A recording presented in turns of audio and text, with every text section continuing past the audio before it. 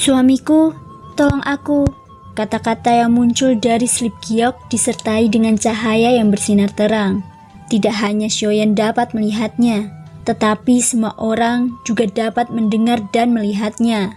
Sejak Xiaoyan kembali dari formasi bergerak, Xing Mu'er menemaninya dengan cemas. Dan dia juga menyaksikan kata-kata yang melayang di depannya. Suamiku, saat kamu melihat batu giok ini tergelincir, kemungkinan besar sesuatu telah terjadi padaku. Tetapi kamu tidak perlu khawatir. Jika tebakanku benar, kamu seharusnya masih berada di langkah ke-9 keabadian Kaisar. Xiaoyan hanya bisa menghela nafas tak berdaya saat melihat ini. Tebakan itu benar-benar akurat. Kemudian suara Ratu Kuil kuno terus berlanjut. Kekuatan seperti itu tidak cukup, jadi jangan datang mencariku. Tinggalkan kehampaan timur ini dan pergilah ke dunia pegunungan dan lautan. Itu akan membantumu menerobos keabadian dewa.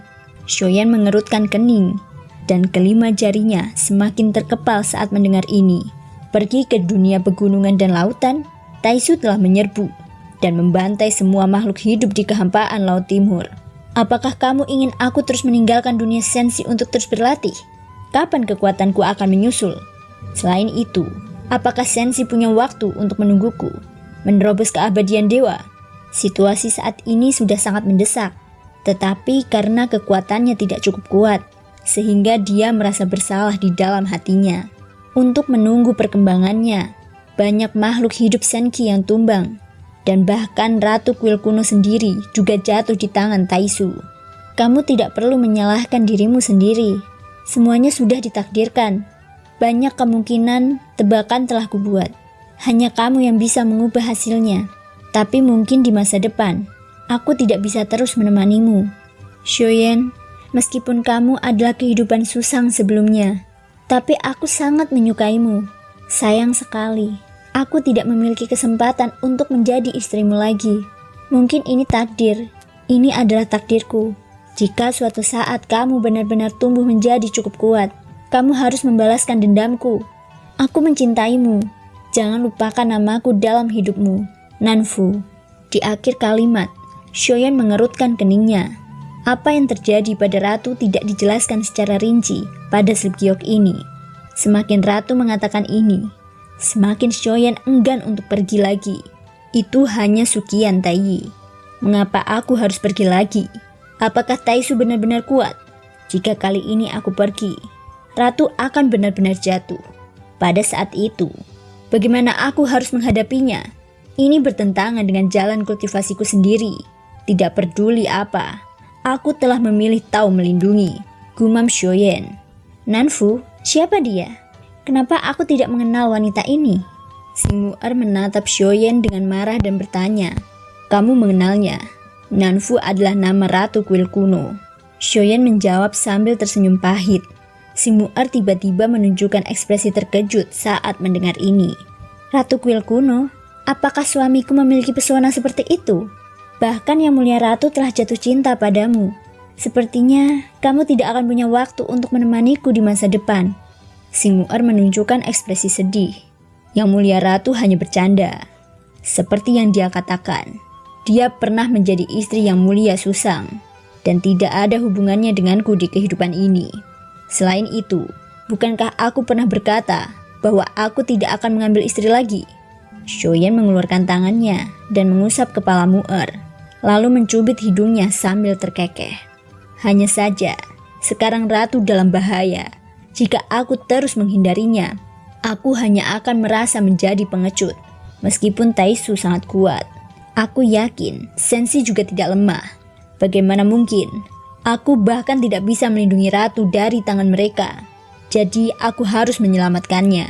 Xiaoyan sepertinya telah mengambil keputusan. Jelas, dia tidak akan membiarkan Ratu dimusnahkan oleh Taisu seperti ini. Tapi Xiaoyan tidak tahu bagaimana Ratu bisa ditangkap, sementara alam dewa kuno sepertinya tidak terpengaruh dan sangat kuat. Sampai sekarang Xiaoyan bahkan tidak mengerti apa yang sebenarnya terjadi pada sang ratu dan di mana dia sekarang. Mungkin jawaban atas pertanyaan ini hanya bisa diselesaikan dengan menemukan lokasi alam dewa kuno. Hanya saja, alam dewa kuno bisa bergerak, lokasi pastinya sangat tidak menentu.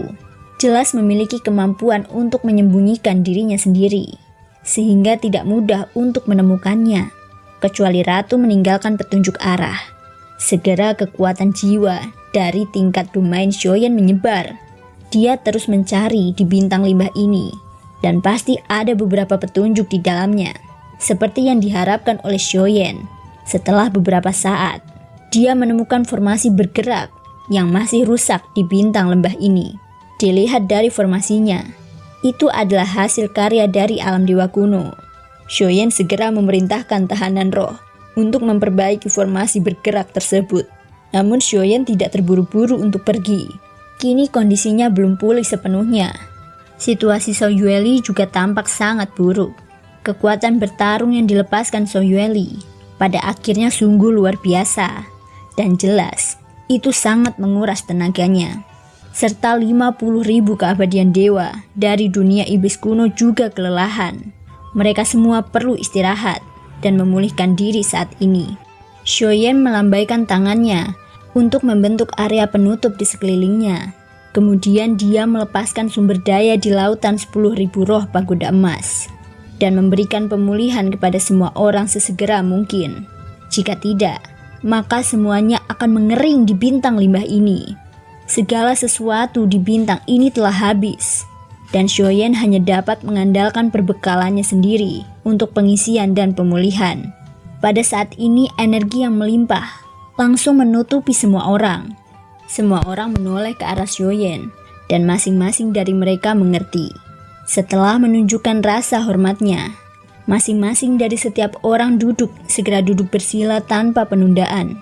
Dengan suplemen tersebut, tubuh yang kering akan segera terisi. Namun bagi Shoyen, bukan energi inilah yang memulihkan ki dan darahnya.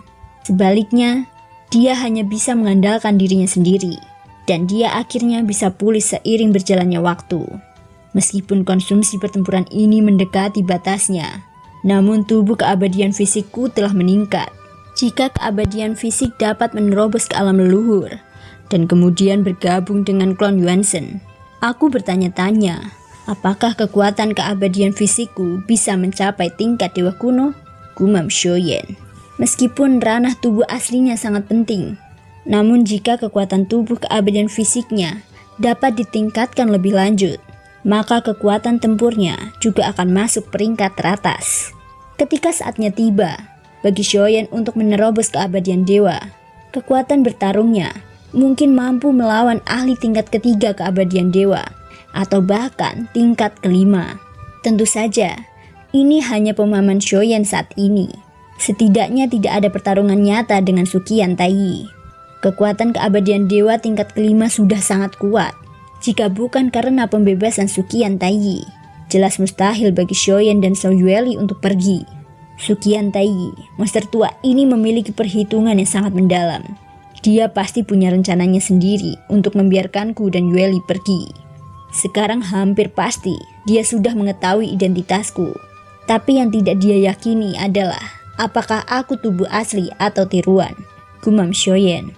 Selama masa pemulihan, Shoyen menganalisis situasi pertempurannya dengan Suqian Taiyi, membuat tebakan tentang rencana Suqian Taiyi dan mengapa dia diizinkan pergi kali ini. Pasti ada alasan untuk hal itu. Kalau tidak, akan mudah baginya untuk membunuh Shoyen yang dalam keadaan kelelahan total. Meskipun Yueli sangat kuat, dapat terlihat dari pertarungannya bahwa Suqian Taiyi tampaknya tidak serius. Ketenangan yang tak dapat disembunyikan itu masih terlihat bahwa dia melakukannya dengan sengaja, dan dia tidak mengeluarkan kekuatan sejatinya untuk melawan mereka. Ledakan teratai api itu menjadi jawaban bagi Shoyen bahwa Suqian Taiyi sengaja membiarkan mereka pergi. Adapun tujuannya, dia telah memberitahu Shoyen bahwa dia ingin mendapatkan kembali tahta. Dan tahta ini jelas bukan hanya masalah status, tetapi juga melibatkan banyak hal. Walaupun Shoyen belum menembus keabadian dewa, dia juga tahu bahwa keberuntungan adalah kunci dari kultivasi. Siapapun rajanya, mewakili pemilik keberuntungan paling banyak di seluruh dunia, pasti ada alasan mengapa Suqian Taiyi tetap berada di level kelima dan bahkan berhenti bergerak maju. Semua yang dia lakukan sekarang meninggalkan sebab dan akibat, dan bahkan membantu Xiaoyan sampai batas tertentu. Setelah melawannya sampai batas tertentu, dia mungkin bisa lebih meningkatkan kekuatannya dan mengalahkan Taishu. Demi tahta, Suqian Taiyi berharap dari lubuk hatinya yang terdalam bahwa Taishu akan dikalahkan dengan cara apapun.